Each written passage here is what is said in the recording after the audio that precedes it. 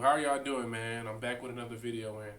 I might have lied about, you know, having videos every single week, but I'm gonna give y'all an update. I'm gonna give y'all information, right? I want to kind of change this channel.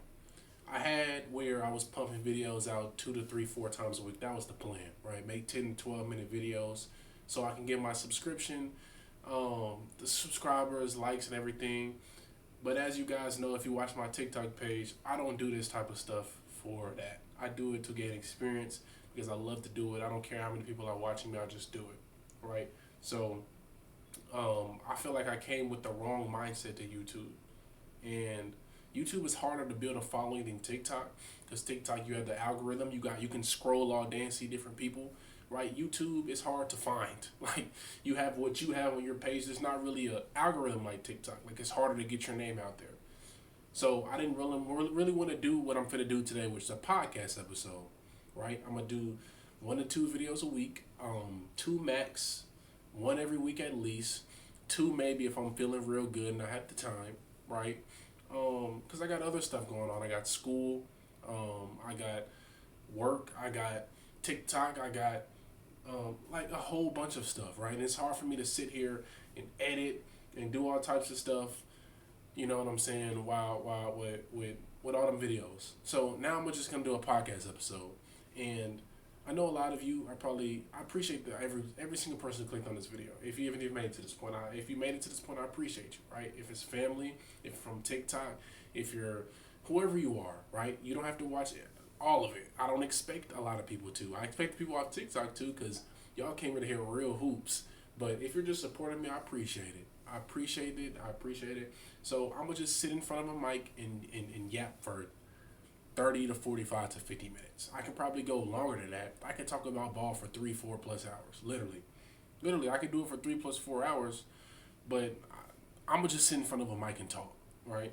So to some people it's gonna be boring. To some people it's gonna be fun. To some people, like it depends on how much you love basketball. If you're really watching this to, you know what I'm saying, see my opinion, right? Then I understand. But if you're just supporting, just because you're supporting me, I appreciate you. But yeah, I'm gonna just sit in front of this mic and talk. And the title of this video and the topic of this video is gonna be the Western Conference predictions and previews from what we've seen in the offseason. Right? So we gonna hop right into it, man. I'm not gonna waste none of the time, but we're gonna start with the Mavericks. The Mavericks, a pretty interesting team to me. The Mavericks brung in Cooper Flag. They brought in D'Angelo Russell, and I apologize for my brother or my family in the background. I have no control over them. I'm just talking, right? I need to give myself my own space, right? My own space. I'm working on it. But they brought in D'Angelo Russell. They brought in Anthony Davis during the season, not during the offseason, but they brought in Anthony Davis, and they got rid of Luka Doncic, and that's a big thing and a big narrative going into next season. And for me, I've said on TikTok tons of time, is that I don't really think the Mavericks are going to be as good as people think. And I know a lot of people, they disagree with me on that because they think you probably going to have a top 10 defense in the league. You have Anthony Davis. Cooper Flag is a generational prospect. I think he's in the names with likes of Zion and the likes of names with Anthony Davis in college. You could push it and say LeBron. I think LeBron's an anomaly, but but me personally, I just don't think they'll be where people think they should be. Right? People think a top 3, top 4 seed.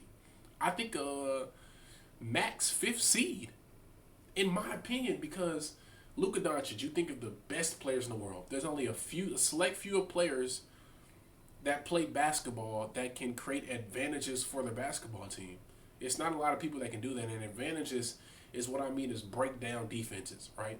Like we seen in the second round 2 years ago against Oklahoma City 2 seasons ago, when Luka Doncic continued time and time again to get P.J. Washington open looks, right, in the corner. And that's because of how great Luka is as an offensive engine and the way that he breaks down defenses, right? So Anthony Davis, you get rid of him. You got rid of him. That's who they got rid of. You take him away and you bring in Anthony Davis because that's what Nikhil Harrison wanted. He wanted to bring in defense. He felt that he couldn't win a championship with the defense that Luka was providing, and we was that like he didn't believe in him in the future, so he believes defense wins championship, and he wanted to bring in more defense. But you subtract offense, a lot of it. Think about it. Klay Thompson came to play on the Mavericks. Why? Because he knew he wanted to play with Luka Doncic. He knew that. He wanted to play with Luka Doncic because of the looks he would have been given, right? He just played with Steph Curry. He got freed up because of Steph Curry's gravity, meaning that you're pulling defenders towards you so that you can get open shots. Your teammates get open shots. Luka did that in the pick and roll coverage. Anthony Davis only does that when he's dominant, when he can create double teams. And it's hard for Anthony Davis to do that every single night because Anthony Davis is not a typical offensive engine the way that Luka is, right? Luka's one of the best passers, the best playmakers, one of the best scorers. Anthony Davis gets his buckets off of rebounds and post-ups and stuff like that. Now, it's easier to look at a defense, to read a defense in a post-up action when you're getting the ball and you're facing up and two defenders are gravitating towards you. But if you ask yourself one question, you say, what's one thing that Anthony Davis, why is he not a top 7 player in the league? He's probably a top 3 defender. It's because of his inconsistencies, right? Anthony Davis gets in at times where he looks like Wilt Chamberlain.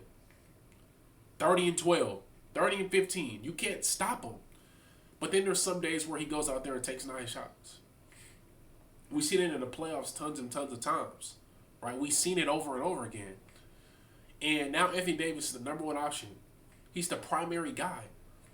Do we really trust Anthony Davis at 32, 31 and had an injury history to be consistently dominant every single night? JJ Redick made a formula to put the ball in his hands a ton at the beginning of the season last year. He was in the MVP talks. I remember vividly talking about it. He was in the MVP conversations to start the year.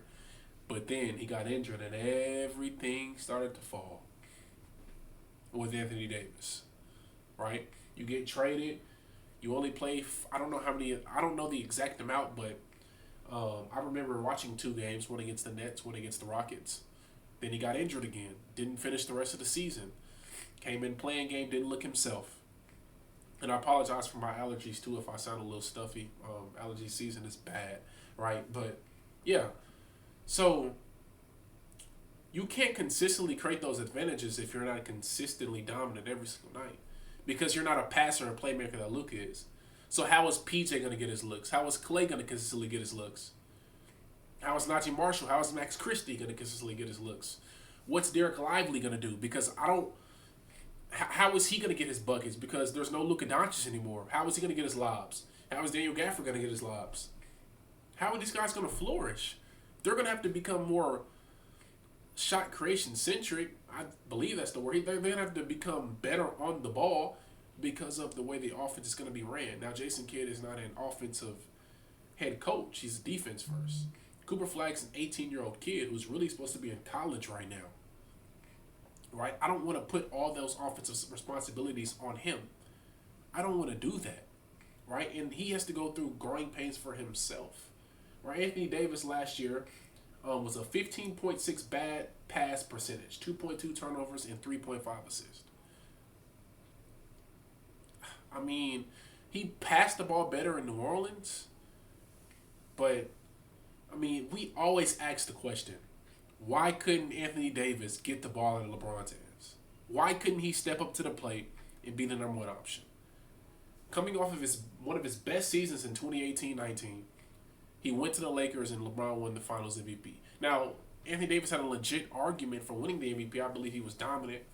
But still, why can't you take the throne away from a 30, 38, 39, 40-year-old LeBron James? So that's why I think the offense will struggle for the Mavericks. So moving on to the Portland Trailblazers. Interesting team to me. I know a lot of you probably don't care. I'm probably going to try to get timestamps if I can figure out how to do it. When it comes to this PC and stuff like that, it's difficult, right? I got to figure out how to make time steps so y'all can skip to your favorite teams. You can skip to a team that you want to hear. But Portland, right? Portland is a really good basketball team, right? defensively. Let me say it like that. They're a really good defensive basketball team. They were a top 5 defense after the All-Star break, and they made a huge trade in the draft, and they made a huge trade during the offseason. They brought in Drew Holiday, and they subtracted Anthony Simons because the way that the second apron works, you want to bring in them expiring contracts to see how they play, so we can figure out what we're going to do for them next year, so we can move and replace, move and replace. We have more flexibility, right? A la the Drew Holiday, Karl Towns trade. We have more flexibility, right? So, they brought in Drew Holiday, right? They gave away Anthony Simons because they want to do some sort of the same thing that the Mavericks are doing. They want to push defense first. We have Tumani Kamara. We have Donovan Clingan, who was really good last year in the minutes that he played. We have our guard room defensively is not good, and we want to work on that area. And that's why they brought in Drew Holiday. Experienced guy. Scoot can learn from him. I believe Scoot just got injured, and it's sad to hear that he'll miss the beginning of the season. But hopefully Shaedon Sharpe will become better defensively, learning behind Drew Holiday. But we have Jeremy Grant, who's another wing that can defend. Robert Williams, another guy that can defend. Hopefully he stays healthy, right? So we have tons of guys who want to defend, and we have Chauncey Billups, who has that mindset of defense first. So we're going to bring in an experienced guy like Drew Holiday, even though he's older. We're not going to win now, right? We can still allow our guys to develop and teach our guys a thing or two on that end of the floor. Anthony Simons is one of the worst defenders in the NBA. let's just put it clean. He was one of the worst defenders in the NBA. So we send out a young guy that the Celtics need, maybe, because they're gonna be missing Tatum next year. So they don't want to be bad, right? They don't want to be a bad basketball team. They want to still compete. So we'll send them a young guy who's on a really good contract that they can move if they want to, right? At 27 years old, there's going to be a market for him if he plays well in Boston. So we bring in Drew Holiday, and at first it was a little bit questionable for me. Like, what are they doing? What is Portland doing? He doesn't fit the timeline. But then again, I'm saying, oh, okay, I see it, right? I see it. I just gotta. Well, I believe in it, but I have to see it on the screen, right? I have to see what he's going to do under Chauncey Billups and with the Portland Trailblazers. So they also traded down in the draft to get, I don't know how to pronounce his name, Young Hassan. I don't know how to pronounce his name, Young Hassan. I seen flashes from him in Summer League. I didn't like the pick at first, but then after they got rid of DeAndre Ayton, that's another key move that they made. They got rid of Ayton, got rid of that contract, bought him out. I see the vision, right? They want to bring in more offense because they don't really have a ton of that, right? They don't have a lot of guys that can create advantages, right? That's the key word in today's video is create advantages, but they don't really have a ton of that. So Hassan Young, however you say his name, he showed a lot of playmaking flashes from a 7-foot big, and I like that, right? He needs to work on his mobility and on the other side of the end, on that other side of the ball, right, on defense, but I think he'll be all right. I think that's a solid pick. We're going to have to see it first. But there's Portland. Moving on to the Lakers. The Lakers. I know a lot of y'all, right, if I had a timestamp, y'all would have skipped right to this part of the video, the Lakers. The Lakers this offseason brought in DFS. Oh, let me give you predictions for the Mavericks. I believe they're be a 5, 6, 7 seed. 5 max. Portland playing. I gotta give predictions. I'm giving a little preview overview, but I gotta give predictions as well. So Portland playing. They missed the play-in for I don't know how many years. Ever since Dame left, they've been incompetent. But playing team this year. I see an 11th. I see a 10th. I see a 9th. I see in that area. I don't think they're going to make the playoffs just yet, but I see them healthy. If they're healthy, they're a playing team. I see them finally playing a game past the regular season. They haven't had a ton of those opportunities, right? So moving on to the Lakers, they got rid of DFS. They brought in Marcus Smart. They brought in DeAndre Ayton. And at first, I thought to myself they had a really bad offseason because DFS was a huge loss.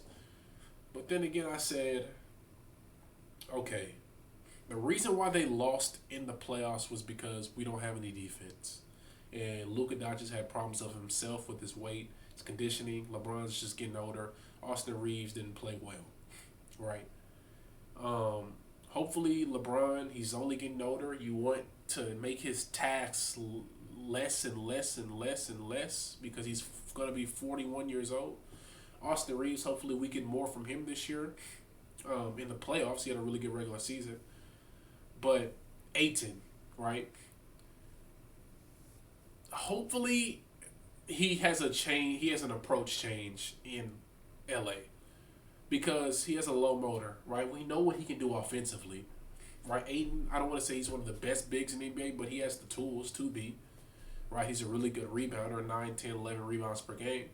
It's just we know when he's guarding some of the best players in the NBA, he can get a little bit lazy, right? He on both sides of the ball. He doesn't crash the glass and he doesn't defend, right? So Ayton, hopefully he has an approach change. He's going to get the ball where he wants the ball. He's playing with Luke and LeBron. He's going to have so many opportunities, right? In the pick and roll and for himself, face-ups, post-ups, where he wants the ball. He's going to get a lot of those opportunities. And Luka Doncic has, in the past, like I said, with Derek Lively and Daniel Gafford, he's elevated big mans because of the way that he creates advantages, right? So Ayton's going to get those opportunities. And I think he's going to be well offensively on that side of the ball. It's the motor, it's the defense. What is he going to be there? Marcus Smart.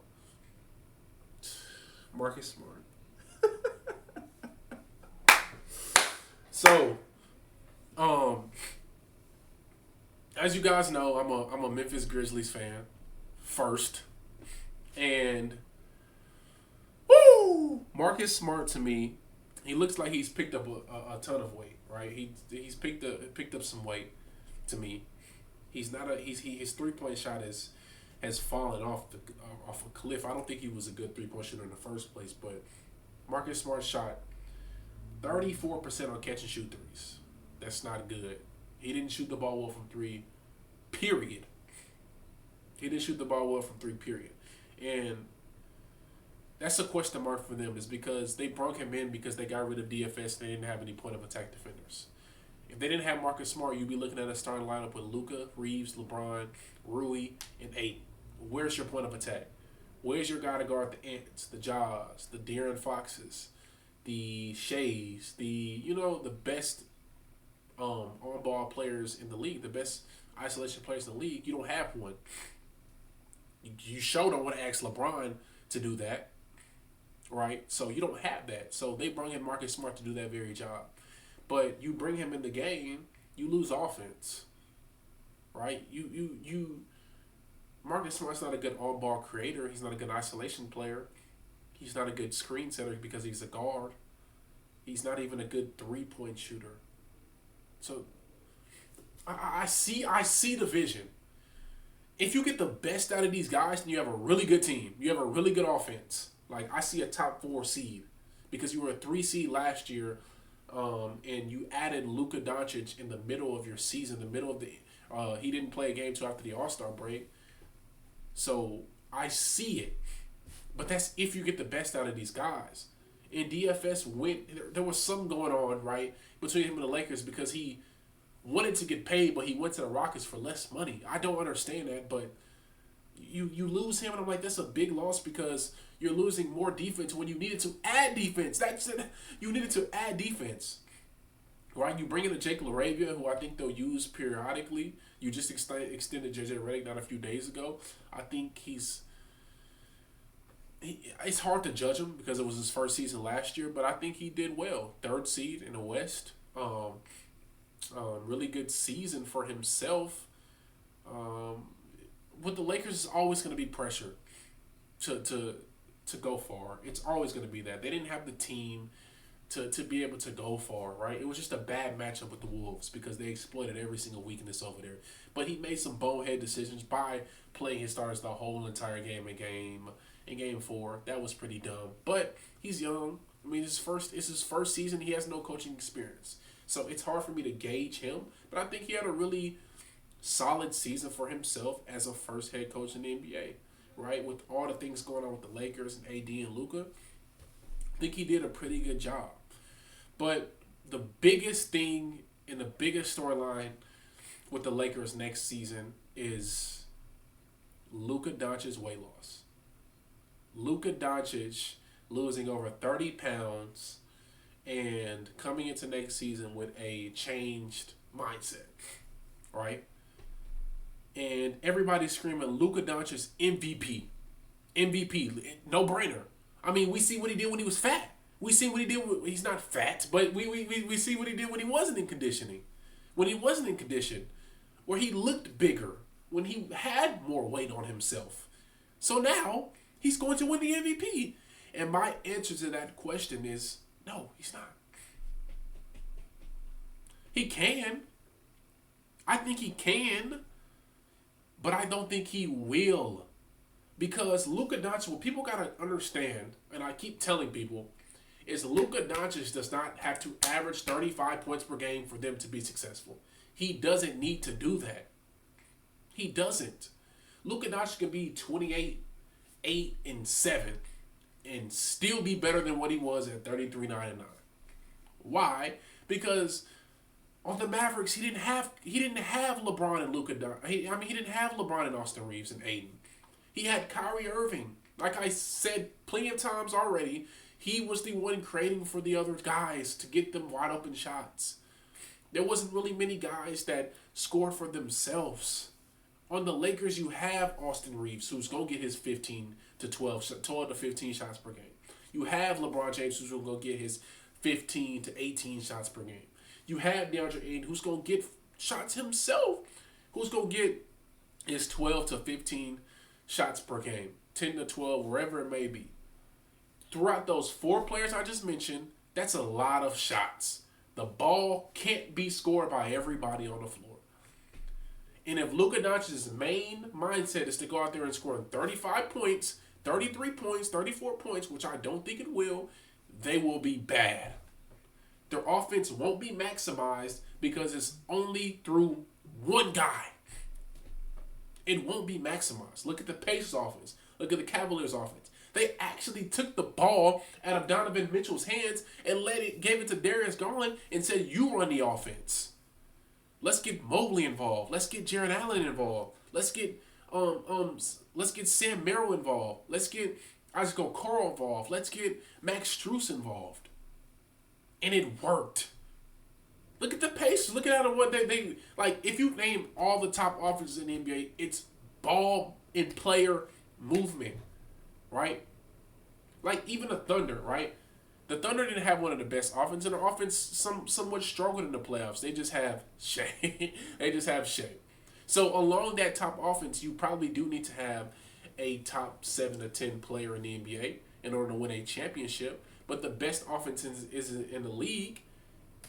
Ball and player movement. The Warriors started that, and it's just continued to grow and grow and grow.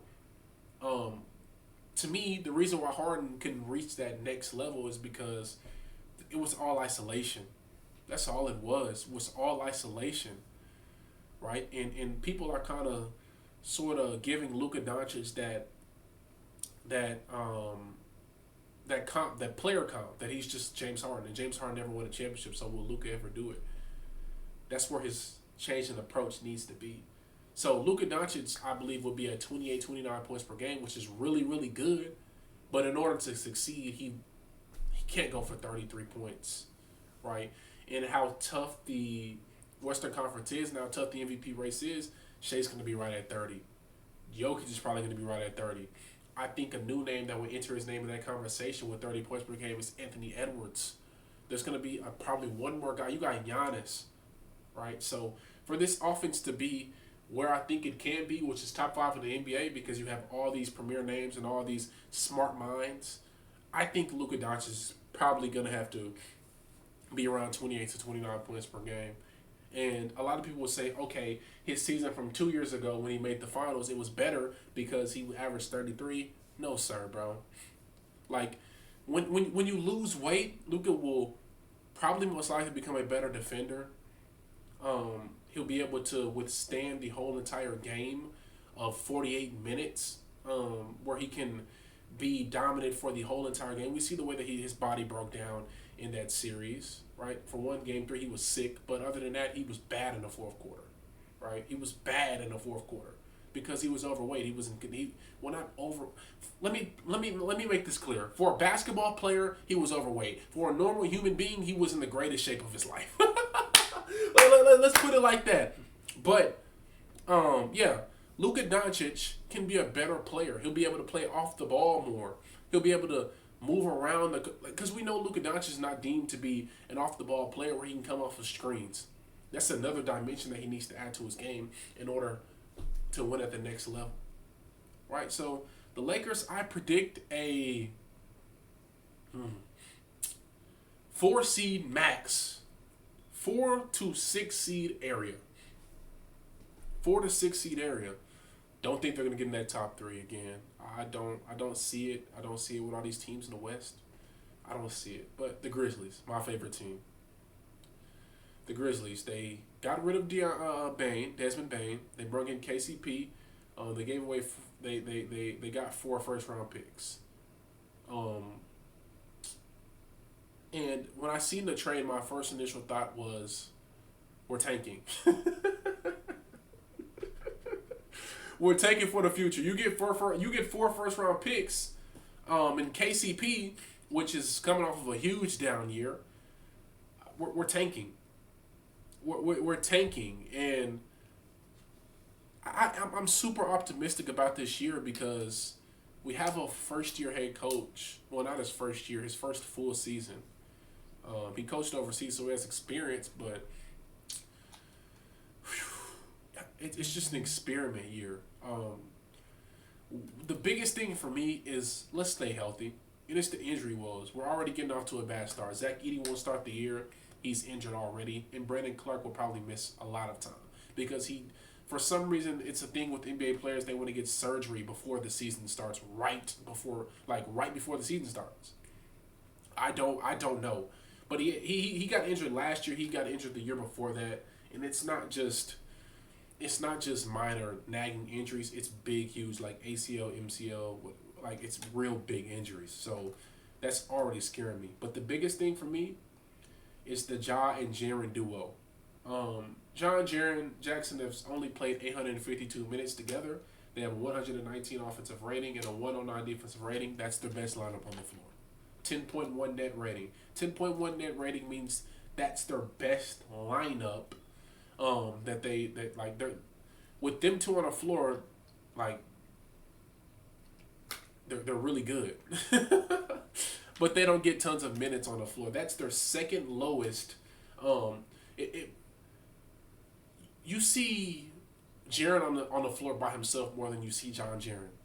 You actually see both of them off the floor more than you see John Jaren. Let me say that again. You see Ja and Jaren Jackson off the floor more than you see them both on the basketball court.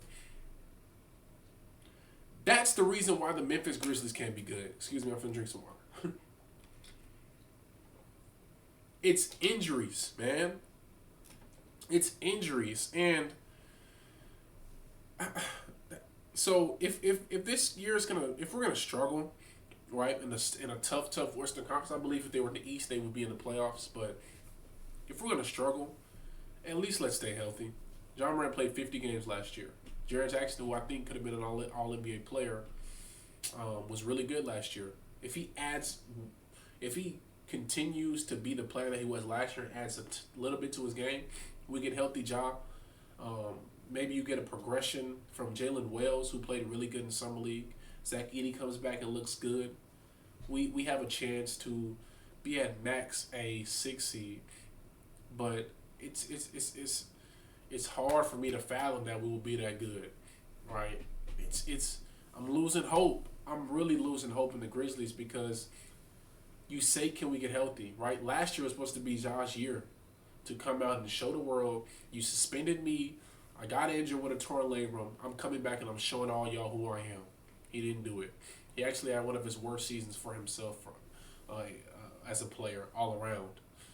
New system, didn't look too good with him on the floor. Jared had a better year than him. People starting to question, is he going to get traded? Or is he the best player on this team anymore? So now, this is the year where he's got to show up and show out.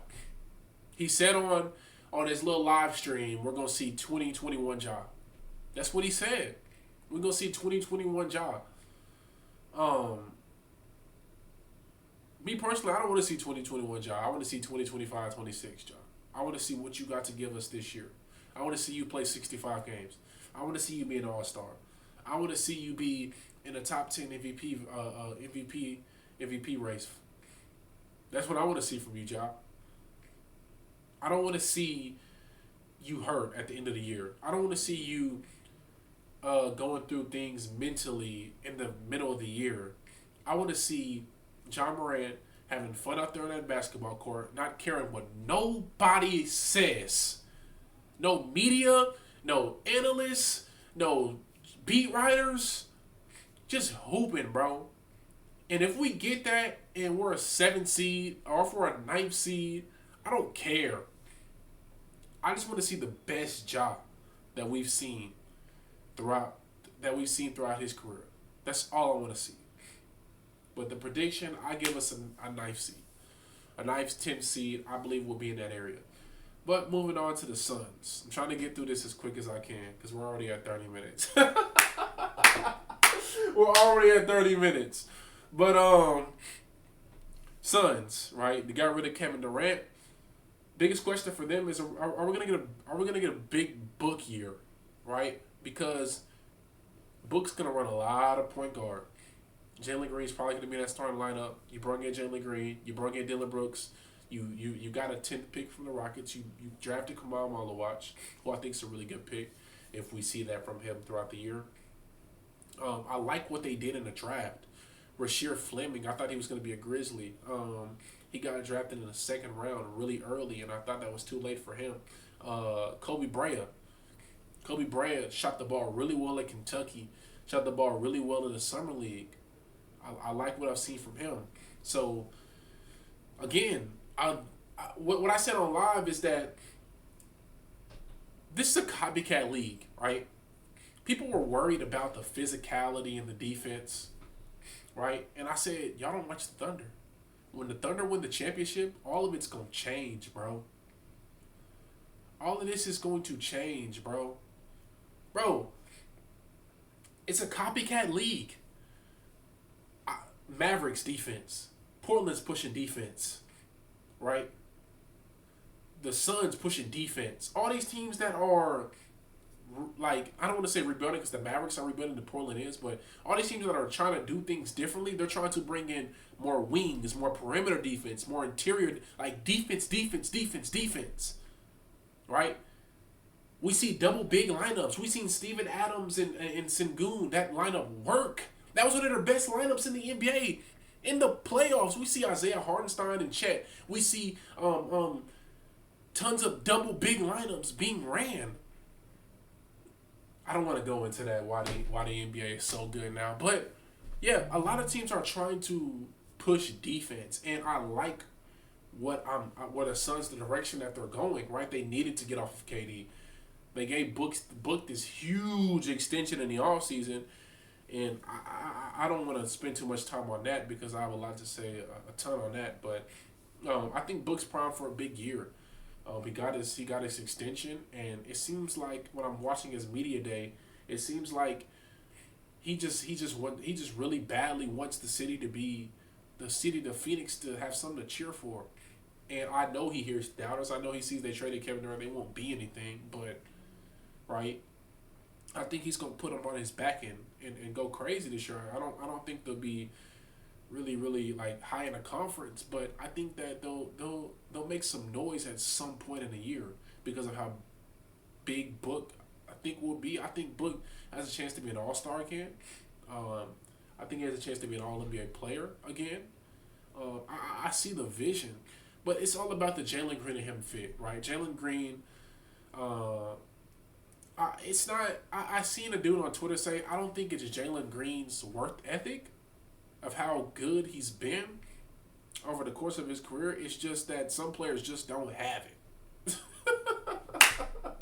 Some players just don't have it, right? You can put in all this work, but what is it translating to, right? Jalen Green, I see the work. I actually seen this morning when I woke up, Jalen Green training with the trainer and getting stronger. He said in his media day he focuses on big weights in the offseason and then maintaining in the regular season. But we haven't seen you get any stronger, bro.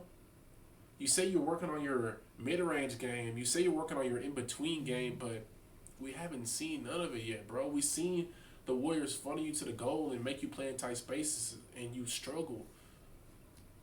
Right? We seen you play well in game 2, but you didn't give us anything else for the rest of the series, bro. We seen Draymond Green coming at you, and you didn't really respond.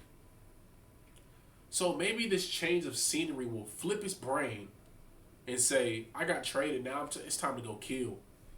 Right? They didn't believe in me, right? They thought I wasn't the right guy. They drafted me a top 3 overall pick, second pick in the draft.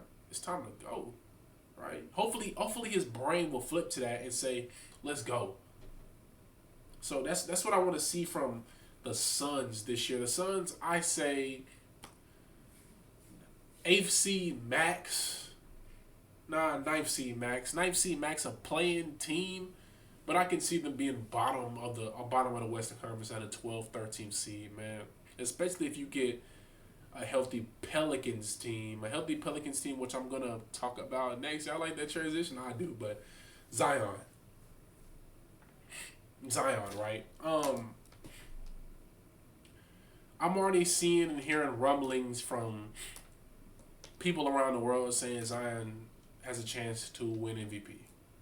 And my biggest question, and it's one word to guys that's saying that, why? Why do you think Zion's going to win MVP? We don't have any evidence in the past to show us why you think he can win MVP this year. Why? Why? Because last year in 2024, y'all said he was in the best shape of his life. Y'all said we're primed for a big Zion year. I vividly remember watching Shams on television saying Zion is doing this, Zion's doing that. Zion he has a change of mindset that he's playing really good in training camp. Now we're saying the same stuff again this year. Yeah, he looks like he lost weight, and I really see it in his face. His face looks like he lost a ton of weight. But is he going to stay healthy? I believe when Zion is healthy, he's a really good basketball player. I think he is an all-star. I think he can be an all-NBA player. I think he's really, really good. But he's gotten hurt every single year, bro. He came into the league hurt. I had to wait like 20 to 30 games when I was in 9th grade to just watch Zion Williamson play basketball, bro. Like, literally. Like, he's, no offense, but he's on Embiid's trajectory, bro. And it's going to be even worse because Embiid has an MVP. Bro, he's gotten hurt every year. Zion Williamson has been in the NBA for 7 seasons, and he hasn't played one playoff game. And the Pelicans have been to the playoffs with him on their team. Literally. Like, the Pelicans have been to the playoffs, and he hasn't played one playoff game. He was 1 game away, and I believe if he was playing in that series 2 years ago when the Thunder lost in the second round to the Mavericks, it would have been a completely different outlook. They wouldn't have got swept because he had 40 in a playing game against the Lakers. But what happened? You exert all that energy, you play that well, you play that hard, and then guess what? Your body can't withstand the game. Now, you're probably saying, you told me he lost weight. Well, I don't think he's going to be healthy because he was getting hurt because of his body. Well, when you get hurt so much, right? When you get hurt so much, Your body is now prone to injury. Your body is now, it's now worn down. Even if you lose the weight. Now, he might have lost the weight, but how good is his knees now? Did the training staff help him get his knee strength better? Is his calves better? We don't know because we have to see it first.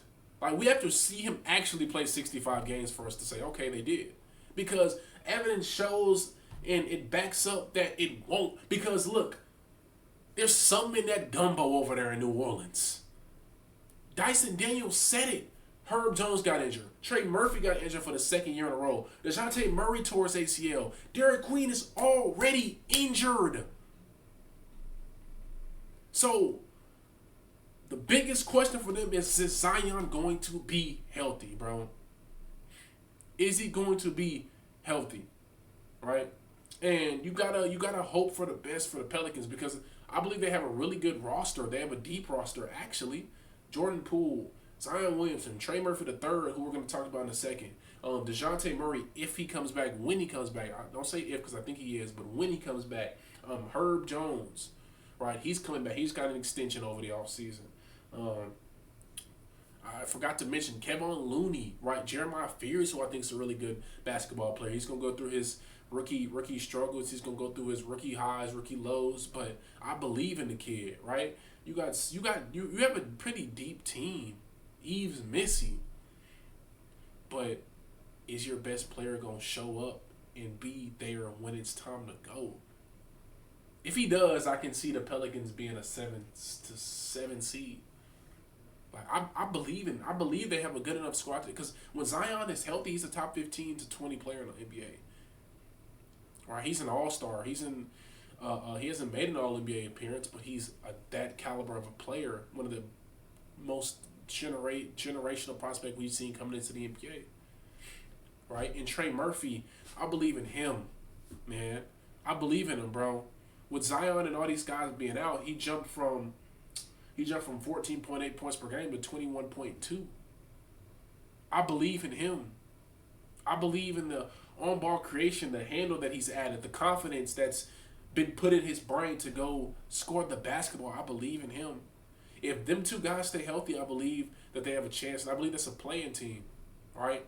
But if they don't, I believe that's a bottom-tier team in the West. And Joe Dumars already traded their draft pick for Derek Queen, who's already injured, so they're already starting off on the wrong foot. And that dummy went into the media day and said...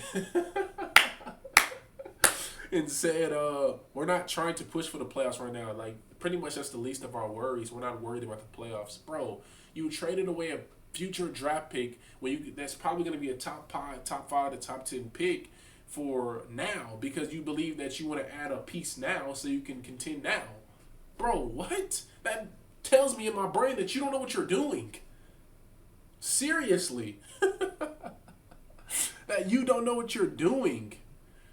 But I'm going to probably split this video into 2 parts. I don't want to make this too long. But moving on to the Wolves, man.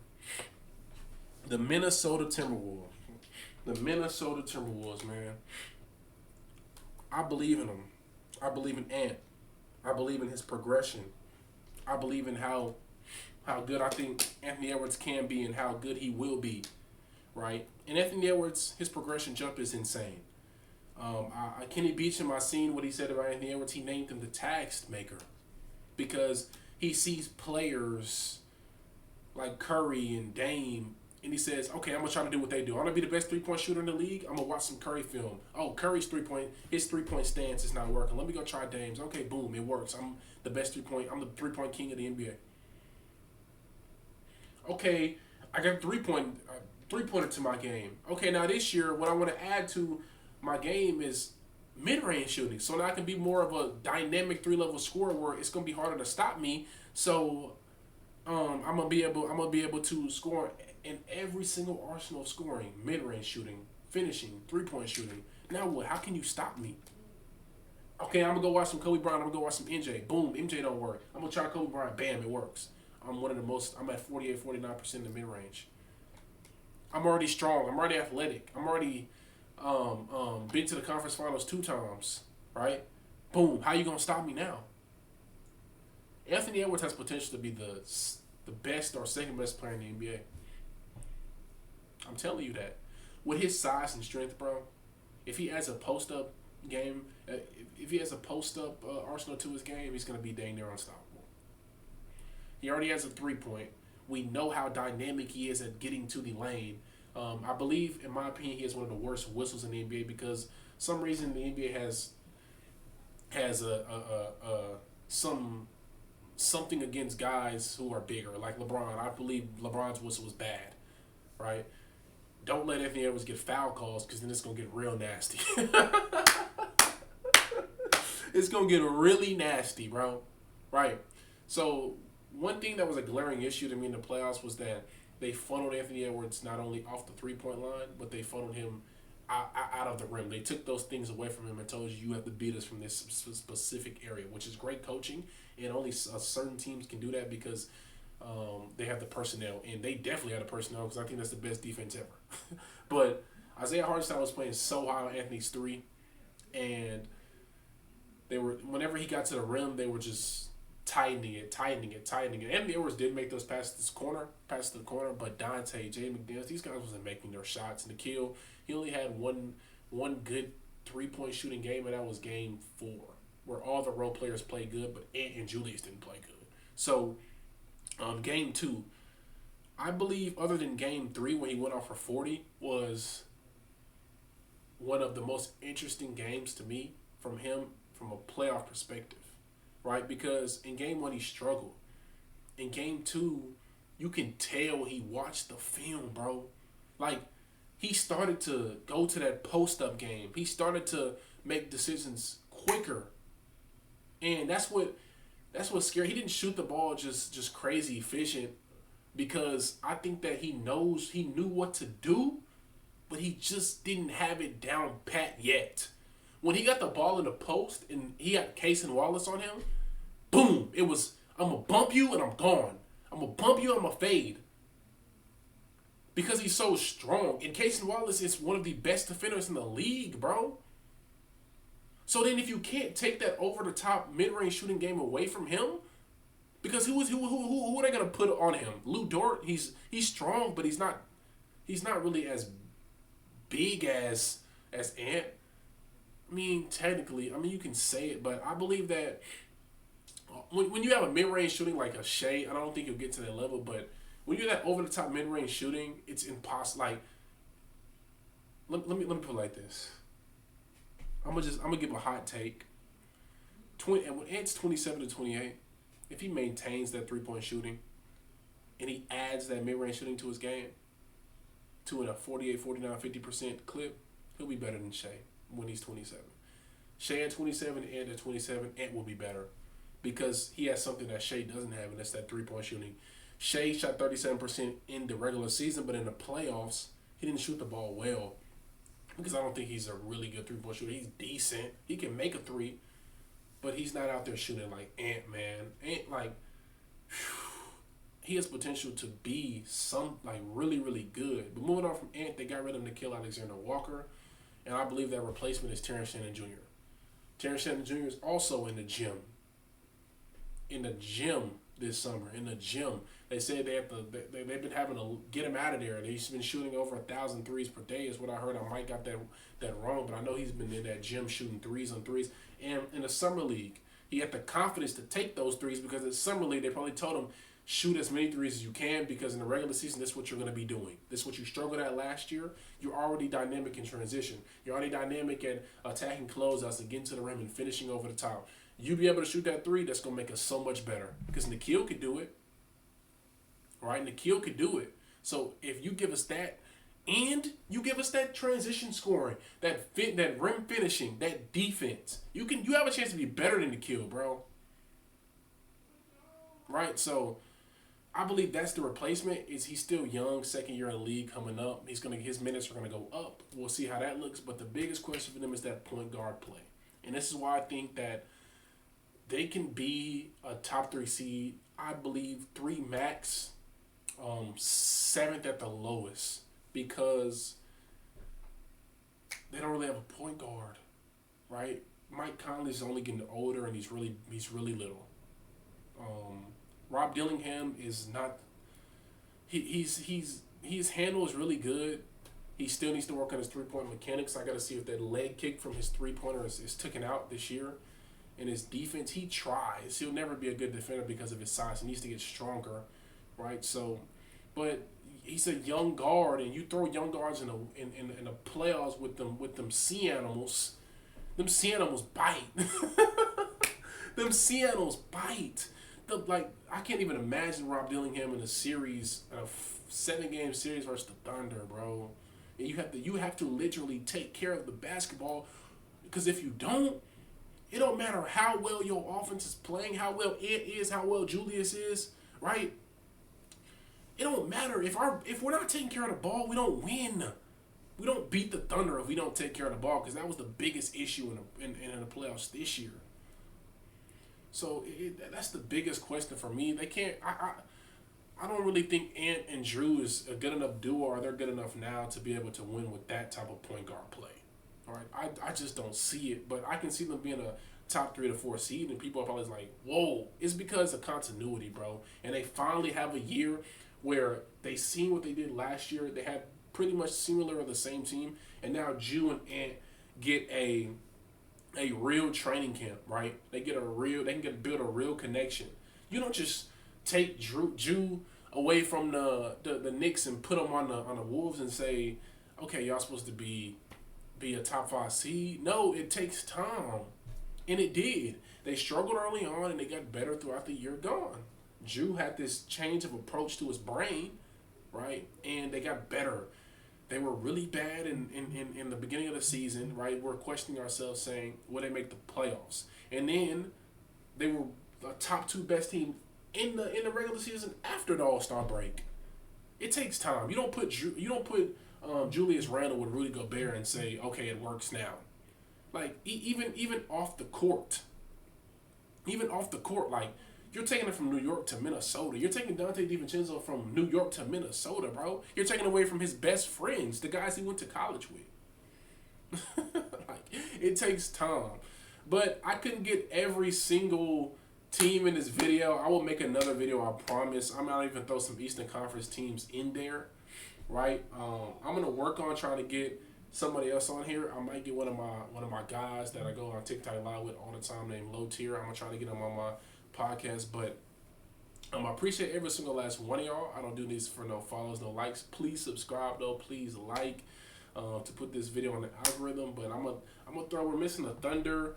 We're missing the Nuggets. We're missing the Rockets, the Warriors, the Kings, the Clippers, and the Jazz.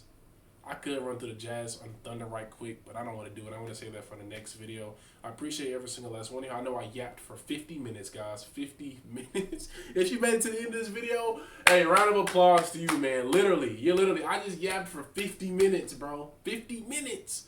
But I appreciate every single last one of y'all. Love y'all. You have a great day, and appreciate you for watching.